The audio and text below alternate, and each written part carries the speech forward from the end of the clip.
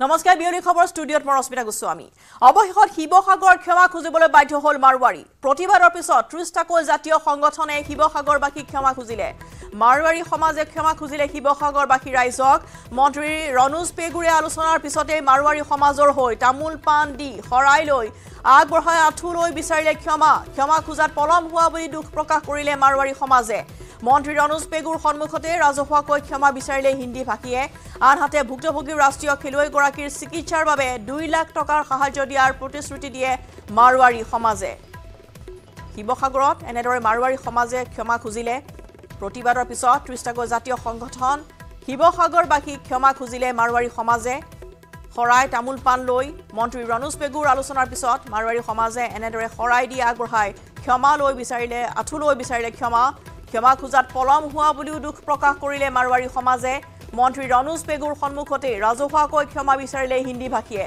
আনহাতে ভুক্তভোগী ৰাষ্ট্ৰীয় খেলুৱৈগৰাকীৰ চিকিৎসাৰ বাবদ ২ লাখ টকাৰ সাহায্য দিয়াৰো প্ৰতিশ্ৰুতি দিয়ে মাৰৱাৰী সমাজে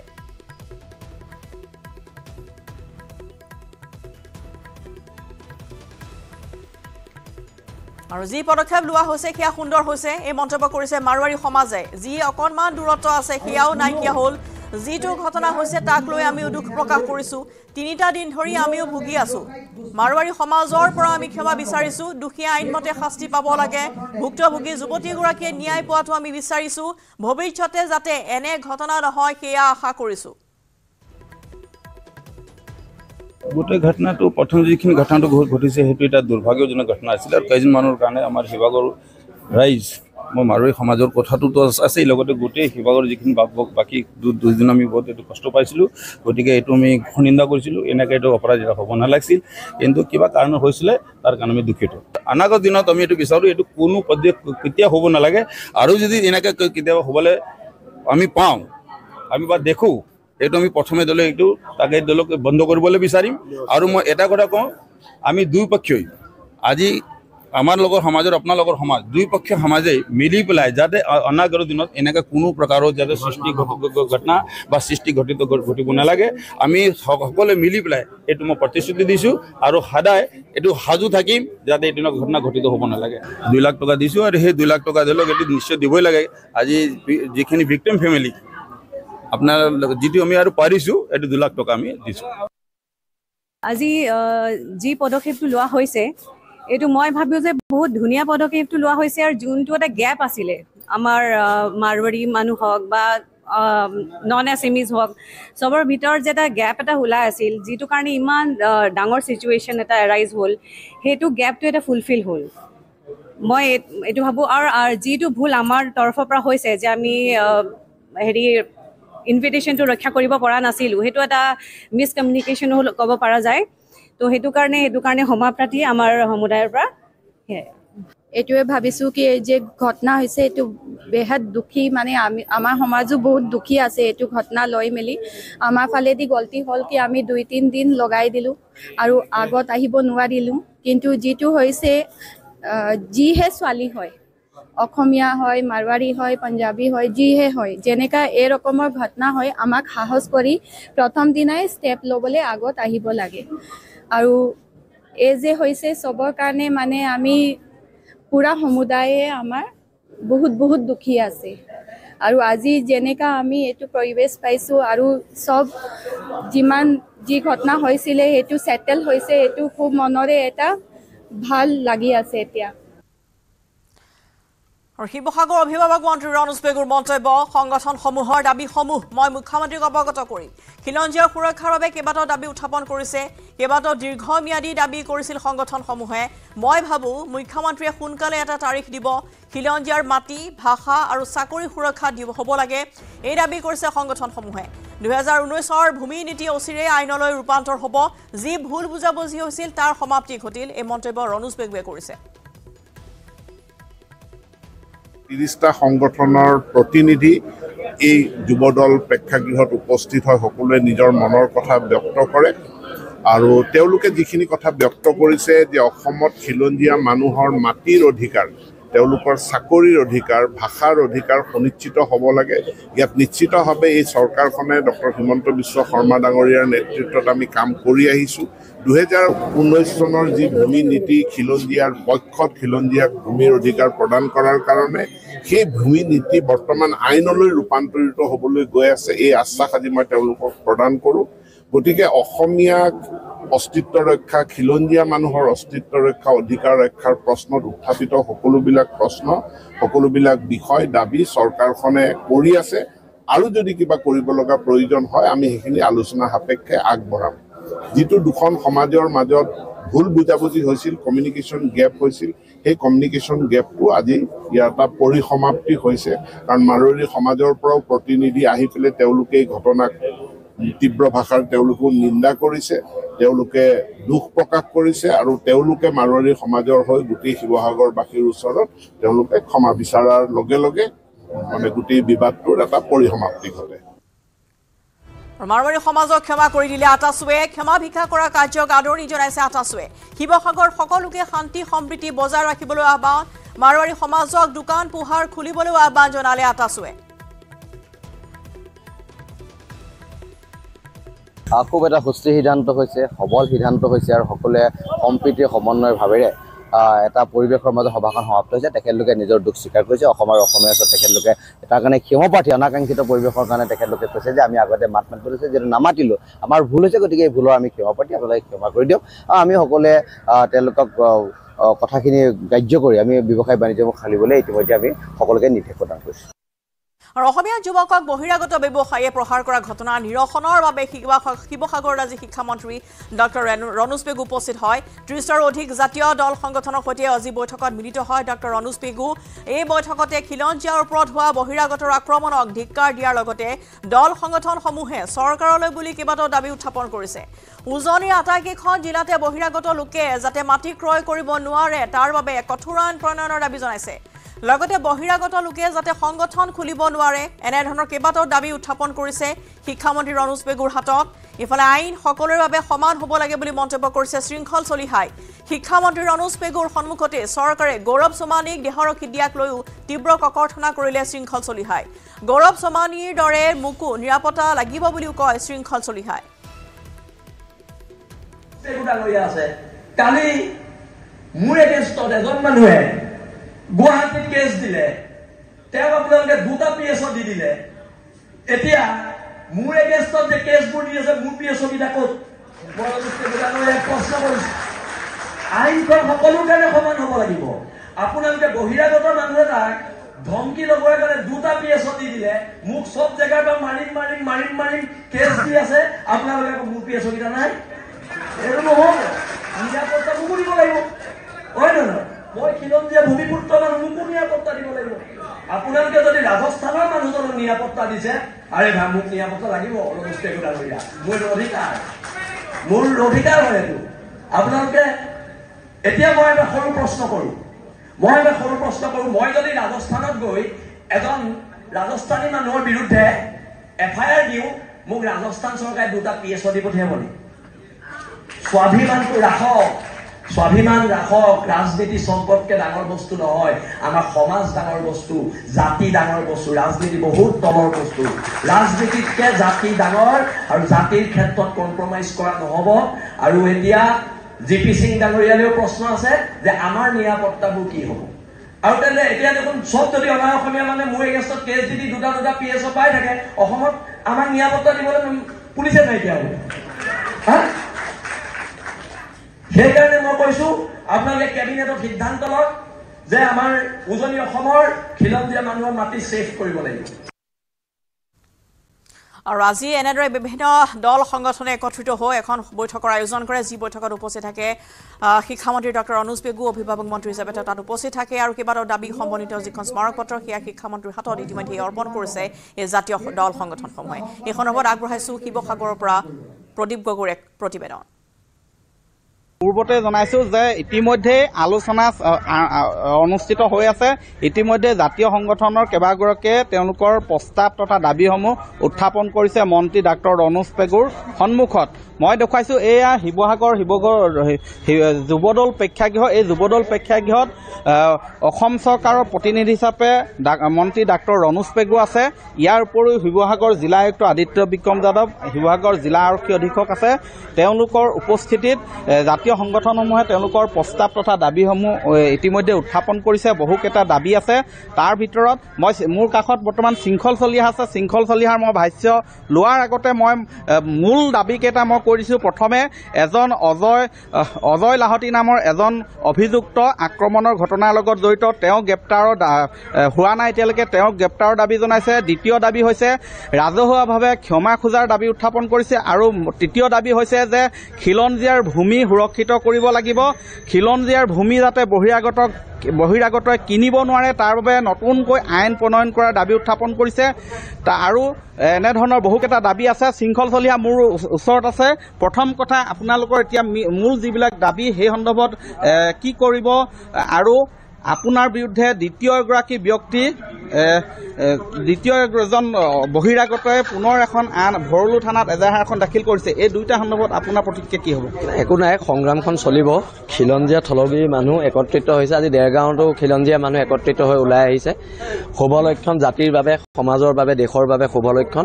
আৰু থলগিৰি মানুহৰ এই প্ৰতিবাদ চলি থাকিব। এই প্ৰতিবাদ চলিব। আৰু আমাৰ যিখিনি দাবী ৰণোজ পেগু ডাঙৰীৰ আগত আমি উত্থাপন কৰিছোঁ, দাবীখিনি মানিব লাগিব। অসম চৰকাৰে আমাৰ গণতান্ত্ৰিক প্ৰতিবাদটোক সন্মান জনাব লাগিব। থলগিৰি মানুহ, খিলঞ্জীয়া মানুহৰ প্ৰতিবাদক সন্মান জনাব লাগিব। আপোনাৰ ওপৰত আৰু আন এগৰাকীয়ে উঠাই ল'লে এজাহাৰ, কিন্তু আৰু এগৰাকীয়ে বহিৰাগতই দাখিল কৰিছে এজাহাৰ আপোনাৰ বিৰুদ্ধে। এইবিলাক হৈ থাকিব। জেললৈ গ'লে যাম, কিন্তু অসমৰ থলগিৰি খিলঞ্জীয়া মানুহে সংগ্ৰামখন অব্যাহত ৰাখিব। আৰু যিহেতু শিৱসাগৰৰ পৰা আৰম্ভ হৈ আজি দেৰগাঁও পাইছেগৈ, দেৰগাঁৱৰ পৰা গৈ এদিন দিছপুৰ পাব আন্দোলন।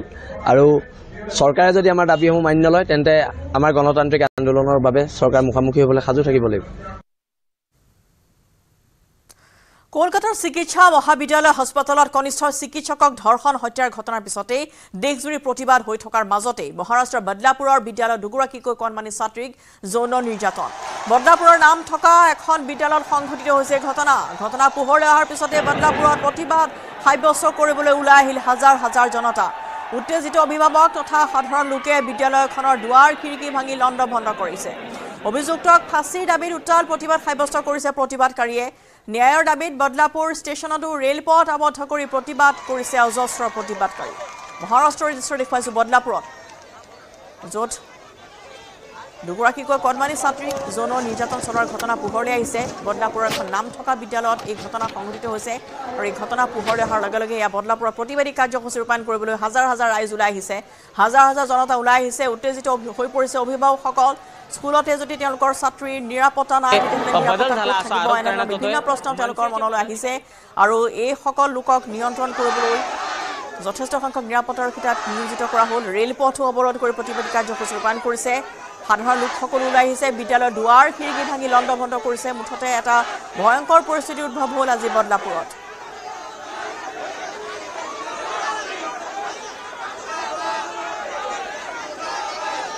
অভিযুক্তক ফাঁচীৰ দাবীত উত্তাল প্ৰতিবাদ সাব্যস্ত কৰিছে প্ৰতিবাদকাৰীয়ে। ন্যায়ৰ দাবীত বদলাপুৰ ষ্টেচনতো ৰেলপথ আবদ্ধ কৰি হাজাৰ হাজাৰ লোকে প্ৰতিবাদ সাব্যস্ত কৰিছে। বিশেষকৈ অভিভাৱকসকল লগতে সৰ্বসাধাৰণ ৰাইজ ওলাই আহিছে। বিদ্যালয়খনৰ দুৱাৰ খিৰিকী ভাঙি লণ্ডভণ্ড কৰে উত্তেজিত জনতাই।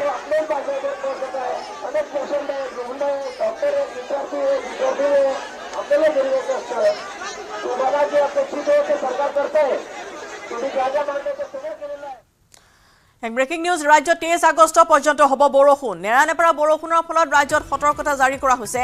বতৰ বিজ্ঞান কেন্দ্ৰই জাৰি কৰিছে সতৰ্কতা বাণী। ৰাজ্যৰ বিভিন্ন প্ৰান্তত য়েলো এলাৰ্ট জাৰি কৰিছে বতৰ বিজ্ঞান কেন্দ্ৰই। ৰাজ্যৰ প্ৰতিখন জিলালৈ সতৰ্কতা জাৰি কৰা হৈছে। পুনৰবাৰ জনাওঁ যে বতৰ বিজ্ঞান কেন্দ্ৰই এই সতৰ্কতা জাৰি কৰিছে। ৰাজ্যত 23 আগষ্ট পৰ্যন্ত হ'ব বৰষুণ। নেৰানেপেৰা বৰষুণৰ ফলত ৰাজ্যত সতৰ্কতা জাৰি কৰা হৈছে। বতৰ বিজ্ঞান কেন্দ্ৰই এই সতৰ্কবাণী জাৰি কৰিছে। ৰাজ্যৰ ভিন্ন প্ৰান্তত বৰ্তমান য়েলো এলাৰ্ট জাৰি কৰিছে বতৰ বিজ্ঞান কেন্দ্ৰই। ৰাজ্যৰ প্ৰতিখন জিলালৈ সতৰ্কতা জাৰি কৰা হৈছে।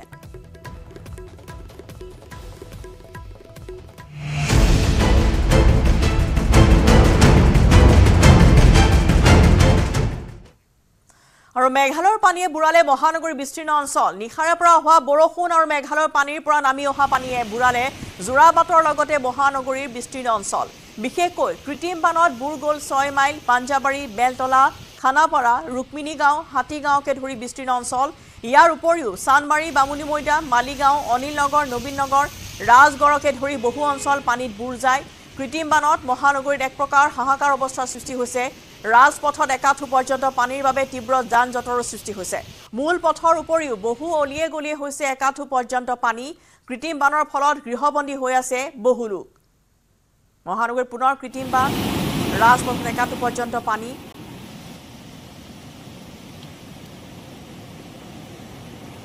আৰু হাতীগাঁৱৰ ৰাজপথতো একাঠু পানীৰ মাজত এখন ই ৰিক্সা বাগৰি পৰা দৃশ্য আবদ্ধ হৈছে কেমেৰাত এই দেখাইছো হাতীগাঁৱৰ দৃশ্য য'ত এই কৃত্ৰিম বান যাৰ ফলত এখন ই ৰিক্সা এনেদৰে পানীৰ মাজতে বাগৰি পৰিছে ৰিক্সাখন বাগৰি পৰাৰ ফলত কথমপিহে যাত্ৰীসকলৰ ৰক্ষা পৰিছে যাত্ৰীসকলক উদ্ধাৰ কৰা হৈছে আৰু এগৰাকী পথাচাৰীক আমি দেখুৱাইছো কৰ্মক্ষেত্ৰলৈ অহাৰ সময়তে এনে ধৰণৰ এটা পৰিস্থিতিৰ সন্মুখীন হ'ল ইয়া ডিভাইডাৰ ৰেলিঙত ধৰি কথমপি তেওঁ ৰাস্তা পাৰ হোৱাৰ এটা চেষ্টা কৰিছে ইয়া গুৱাহাটী মহানগৰীৰ এজা কৃত্ৰিম বানপানীৰ ফলত হোৱা এটা অৱস্থা য'ত পথাচাৰী সুৰক্ষিত নহয় য'ত যাত্ৰীসকলে এনেদৰে ই ৰিক্সা তথা যাত্ৰীসকলো কথমপি ৰক্ষা পৰিছে ইয়া পুনৰ কৃত্ৰিম বানৰ দৃশ্য মহানগৰী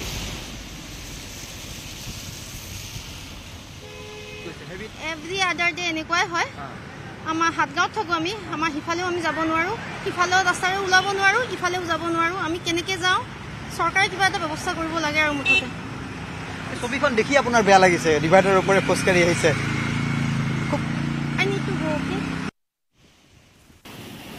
নিশাৰ পৰা অহা বৰষুণৰ ফলত বৃদ্ধি হৈছে বশিষ্ঠ নৈৰ জলস্তৰ ইয়াত দেখুৱাইছো সোমবাৰৰ পৰা অহা বৰষুণ বশিষ্ঠ নৈৰ জলস্তৰো এনেদৰে বৃদ্ধি পাইছে ৰুক্মিণী গাঁও হাতীগাঁও ৰাজপথত একাঠু পৰ্যন্ত পানী ইফালে বশিষ্ঠৰ নৈৰ জলপৃষ্ঠ এনেদৰে বৃদ্ধি পাইছে সোমবাৰৰ নিশাৰ পৰা অহা বৰষুণৰ ফলত আৰু এনেদৰে এজাক বৰষুণ দিলে বন্ধ হৈ পৰে পাঞ্জাবাৰীৰ কৰ্মশ্ৰী হিতেশ্বৰ শইকীয়া মহাবিদ্যালয় যাৰ বাবে এতিয়া ক্ষিপ্ত হৈ পৰিছে শিক্ষাৰ্থীসকল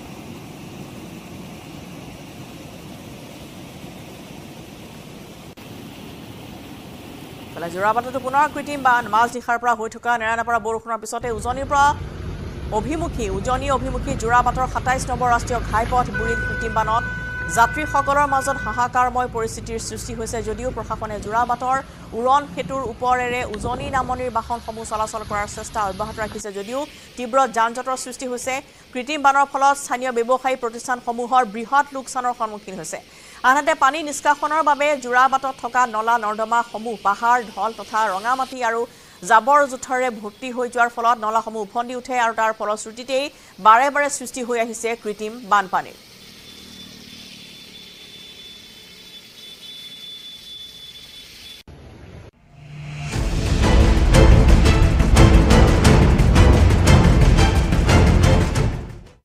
ইফালে নেৰানেপেৰা বৰষুণৰ ফলত মিজোৰামৰ আইজলতো স্তব্ধ হৈ পৰিছে স্বাভাৱিক জনজীৱন আইজল চহৰত হোৱা প্ৰবল বৃষ্টিপাতৰ ফলত কেইবাটাও বাট পথেৰে পানী বাগৰাত যান বাহনৰ চলাচল বন্ধ হৈ পৰিছে যাৰ ফলত যাতায়াতৰ ক্ষেত্ৰত অসুবিধাৰ সন্মুখীন হৈছে সাধাৰণ জনতা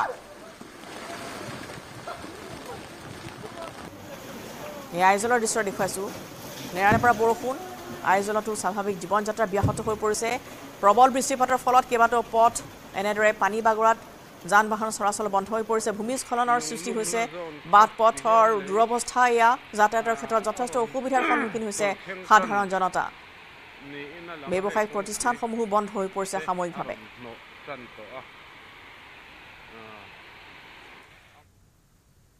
জলমগ্ন হৈ পৰিছে ৰাজধানী দিল্লীও পুৱাৰ পৰা হোৱা ধাৰাসাৰ বৰষুণৰ ৰাজধানী দিল্লীৰ সৃষ্টি হৈছে কৃত্ৰিম বানৰ ফলত স্তব্ধ হৈ পৰিছে যাতায়াত ব্যৱস্থা বানৰ বাবে মুণ্ডকা আইপি মাৰ্গ মাংগি দলং আৰু মিণ্টু দলং পৰিহাৰ কৰিবলৈ আহ্বান জনাইছে দিল্লী আৰক্ষীয়ে মিণ্টু দলঙৰ সমীপত প্ৰবল খুঁটে উটুৱাই নিলে এখন ই ৰিক্সা 19 আগষ্টৰ দিনটোত দিল্লীত প্ৰচণ্ড গৰম আছিল কিন্তু নিশাৰ পৰা হোৱা প্ৰবল বৰষুণৰ ফলতেই আজি স্তব্ধ হৈ পৰিল জনজীৱন অটো ৰিক্সা এনেদৰে দিল্লীৰ কৃত্ৰিম বানপানীৰ ফলত বুৰ যোৱা পৰিলক্ষিত হৈছে স্তব্ধ হৈ পৰিছে যাতায়াত ব্যৱস্থা প্ৰবল খুঁটে এখন ই ৰিক্সা উটুৱাই নিয়াৰ দৃশ্য এনেদৰে দেখিবলৈ পোৱা গ'ল ৰাজধানী দিল্লীতো কৃত্ৰিম বানপানীৰ ফলত যাত্ৰীসকলৰ মাজত হাহাকাৰ অৱস্থা মুখলধাৰ বৰষুণ জলমগ্ন হৈ পৰিছে দিল্লীৰ বিস্তীৰ্ণ অঞ্চল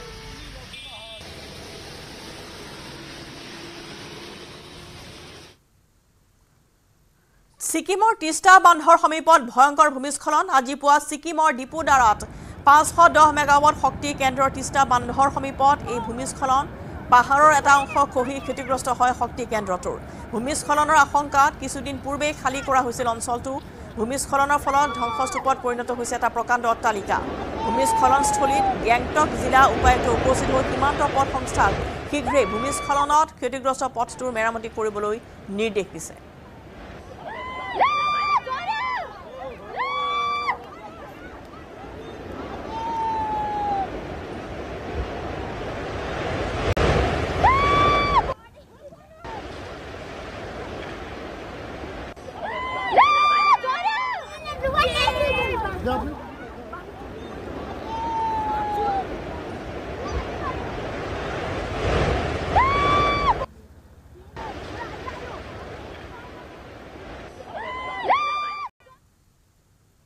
আজি বিজেপিয়ে ৰাজ্যসভাৰ দুখন আসনৰ বাবে প্ৰাৰ্থীৰ নাম ঘোষণা কৰিব ৰাজ্যসভাৰ প্ৰাৰ্থী সন্দৰ্ভত দিল্লীত কেন্দ্ৰীয় গৃহমন্ত্ৰী অমিত শাহৰে বৈঠক মুখ্যমন্ত্ৰী হিমন্ত বিশ্ব শৰ্মা আৰু ৰাজ্যিক বিজেপিৰ সভাপতি ভৱেশ কলিতাৰ বৈঠকৰ পিছতে ৰাজ্যসভাৰ প্ৰাৰ্থীৰ নাম ঘোষণা কৰা হ'ব উল্লেখযোগ্য যে কাইলৈ ৰাজ্যসভা নিৰ্বাচনৰ মনোনয়নৰ অন্তিমটো দিন আনহাতে জয়ৰ অংক নথকাৰ বাবে প্ৰাৰ্থী প্ৰক্ষেপ কৰা নাই বিৰোধীয়ে ৰাজ্যসভাৰ দুখন আসনৰ বাবে 12 আগষ্টত বিজেপিয়ে 10 জনীয়া প্ৰাৰ্থী তালিকা প্ৰস্তুত কৰিছে সেই তালিকাত নাম আছে ৰামেশ্বৰ তেলী তপন গগৈ ডক্টৰ ৰাজদীপ ৰয় ৰেখাৰাণী দাস বড়ো মিছন ৰঞ্জন দাস ৰূপম গোস্বামী বিজয় কুমাৰ গুপ্তা অশোক ভট্ট ৰায় ডক্টৰ প্ৰদীপ ঠাকুৰীয়া মানস প্ৰতিম ডেকা অনুপ সিং ৰাজপুত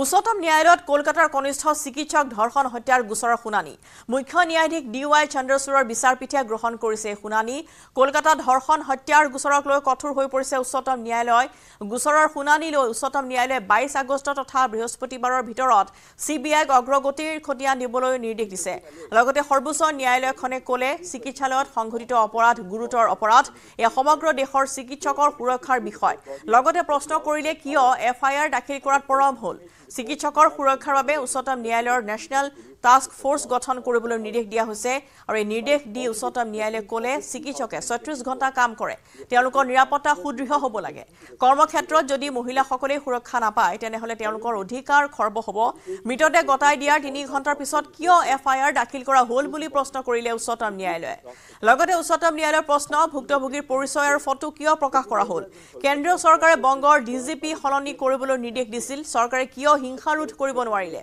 এই ঘটনা সংঘটিত হোৱাৰ পিছত বংগ আৰক্ষীয়ে কি কৰি আছিল বুলি প্ৰশ্ন তুলিলে সৰ্বোচ্চ ন্যায়ালয়খনে লগতে উচ্চতম ন্যায়ালয়খনে ক'লে শান্তিপূৰ্ণভাৱে প্ৰতিবাদ কৰা সকলৰ বিৰুদ্ধে বল প্ৰয়োগ কৰিব নালাগে Following the acts of wanton disruption and vandalism, the Indian Medical Association, a private and voluntary organization of doctors in India, called for a nationwide withdrawal of medical services except emergency services for 24 hours on 17 August 2024. In the aftermath of the brutal incident and the demonstrations which followed, the state government was expected to ensure the deployment of the state machinery to prevent a breach of law and order. It was all the more necessary to do so since investigation of the crime which took place in the precincts of the hospital was underway. We are unable to comprehend how the state was not prepared to deal with the incident of vandalization of the premises of the hospital. Bharat Bangladesh সীমান্ত পাৰ হোৱা এতিয়া অতি সহজ মাত্ৰ 2500 টকাতে ভাৰতত সোমোৱাৰ সুবিধা পায় বাংলাদেশীয়ে দালালৰ সহযোগত 300 নৈ পাৰ হৈ অবৈধভাৱে ভাৰতলৈ আহে বাংলাদেশী সীমান্তৰ দুয়ো পাৰে দালাল ভৰি আছে বাংলাদেশৰ অৰ্থনৈতিক অৱস্থা এতিয়া অতি শোচনীয় আৰু সেইবাবে বাংলাদেশীয়ে ধন ঘটিবলৈ ভাৰতলৈ আহে ধুবুৰীত এগৰাকী মহিলা বাংলাদেশী অনুপ্ৰৱেশকাৰীক গ্ৰেপ্তাৰ কৰাৰ পিছতে এই বিস্ফোৰক তথ্য পোহৰলৈ আহিছে অবৈধভাৱে অসমত প্ৰৱেশ কৰা বাংলাদেশী মহিলাগৰাকীক যুগমায়া পাৰঘাটৰ সমীপৰ পৰা গ্ৰেপ্তাৰ কৰা হয় বাংলাদেশৰ ঢাকাৰ পৰা স্বামীসহ 2 দালালৰ সহযোগত ভাৰত বাংলাদেশ সীমান্ত পাৰ হৈ ধুবুৰীত উপস্থিত হোৱা বুলি স্বীকাৰোক্তি দিছে মহিলাগৰাকীয়ে বাংলাদেশীয়ে 2500 টকাৰ বিনিময়ত 2 দালালে ভাৰত বাংলা সীমান্ত অতিক্ৰম কৰাৰ কথা উল্লেখ কৰিছে বাংলাদেশী মহিলাগৰাকীয়ে মহিলাগৰাকীক ভাৰতত প্ৰৱেশ কৰা সহায় কৰা দুই দালাল বাংলাদেশৰ ঢাকাৰ সাংবাদিক বুলি জনালে মহিলাগৰাকীয়ে মহিলাগৰাকীৰ স্বামীসহ মুঠ 17 বাংলাদেশী নাগৰিকে অসমত প্ৰৱেশ কৰাৰ এক ভয়ংকৰ স্বীকাৰোক্তি প্ৰদান কৰিছে মহিলাগৰাকীয়ে বাংলাদেশী মহিলাগৰাকীক ধুবুৰী থানা জেৰা অব্যাহত ৰখা হৈছে বাংলাদেশত আৰ্থিক পৰিস্থিতি ভাল নহয় বাবে অসমলৈ বাংলাদেশী আহিবলৈ চেষ্টা কৰি আছে বাংলাদেশী যাতে প্ৰৱেশ কৰিব নোৱাৰে তাৰ বাবে বিএছএফৰ লগত সঘনে যোগাযোগ হৈ আছে বিএছএফৰ কমাণ্ডেণ্টৰ ডিজিৰ কথা হৈতে আলোচনা কৰা হৈছে অসমত বাংলাদেশী প্ৰৱেশৰ ঘটনাক লৈ মন্তব্য কৰিছে ডিজিপি জিপি সিঙে মই যিখিনি গম পাইছোঁ তাত অলপ আৰ্থিক পৰিস্থিতিটো ভাল নহয় এই কাৰণে মানুহ আহিবলৈ চেষ্টা কৰি আছে আমিও তৎপৰ হৈ আছোঁ আৰু বিএছএফৰ লগত আমি ৰেগুলাৰলি জইণ্টলি কাম কৰি আছোঁ য'ত আমি খবৰ পাই আছোঁ আমি একশ্যন লৈ আছোঁ আৰু যোৱাকালি মই বিএছএফৰ যিটো ইষ্টাৰ্ণ কমাণ্ডৰ এডিশ্যনেল ডিজি আছে তেখেতৰ টীমৰ লগত তেখেতেও আছিলে তেখেতৰ টীম আছিলে দীঘলীয়া এটা আলোচনাত মিলিত হৈছিলোঁ আৰু আমি তেখেতকো ছাজেশ্যন দিছোঁ কোনটো জেগাত আৰু এডিশ্যনেল ষ্ট্ৰেংথেনিং কৰিব লাগে এইখিনি কৰা হৈ আছে ভাৰত চৰকাৰৰ গৃহ মন্ত্ৰালয়কো আমি গোটেইখিনি বস্তুটো জনাইছোঁ আমি মোৰ আশা যে এইটো আমি ষ্ট্ৰংলি হেণ্ডেল কৰিম আৰু first line of defence second line of defence মিলি আমি ৰোধ কৰিব পাৰিম দুই এটা যে মানুহ যদি সোমায়ো আহে তেতিয়া আমি তেওঁলোকক বেক কৰি দিম আমাৰ এতিয়া কেন্দ্ৰীয় গৃহ মন্ত্ৰালয় আৰু আমাৰ পলিচি এটাই আছে যে যদি আমি ক'ৰবাত আইডেণ্টিফাই কৰোঁ আমি বিএছএফৰ লগত মিলি তেওঁলোকক ইমিডিয়েটলি ইণ্টাৰনেশ্যনেল বৰ্ডাৰৰ পৰা পুছ বেক কৰি আছোঁ আৰু ইয়াৰ লগতে বিয়লি খবৰৰ পৰা বিদায় লৈছোঁ নমস্কাৰ